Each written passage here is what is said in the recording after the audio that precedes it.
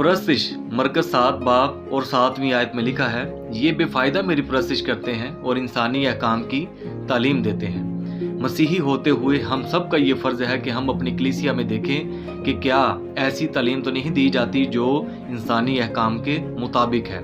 अगर हम इतना भी नहीं कर सकते तो हम किस तरह के मसीही हैं। हम परस्तिश के नाम पर सिर्फ़ और सिर्फ वक्त ज़ाया कर रहे हैं। हम सही मायनों में खुदा की परस्तिश नहीं कर रहे, क्योंकि यशवा 24 बाब और 14वीं आयत में लिखा है, तुम खुदावंद का खौफ रखो और नेक नीति और सदाकत से उसकी परस्तिश करो।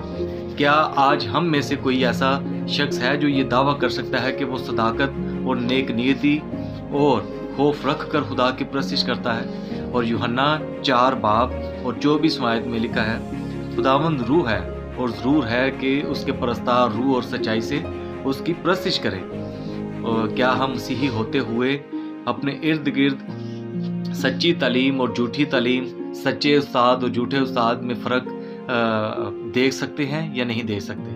हमने जब से होश संभाला, हमने चर्चों में या इबादत गाहों में हम गए और आज तक अगर हम फिर भी ये मुआयना नहीं कर सकते, ये देख नहीं सकते, तो फिर हम कैसे मसीही हैं? आज हमारी ये ज़िम्मेदारी है कि हम खुदा के इज़्ज़त और जलाल के लिए उसके लायक जिस तरह परस्तिश करना ज़रूरी है, हम उस तरह परस्तिश करें। इसमें लाज़मी सोचें, कहीं ऐसा ना हो कि हम बेफ़ायदा ही इस दुनिया से वापस रुखसत हो जाएं। तो ये लाज़मी इस पर सोचें और खुदा की शान व शान के मुताबिक उसकी परस्तिश करें। God bless you all.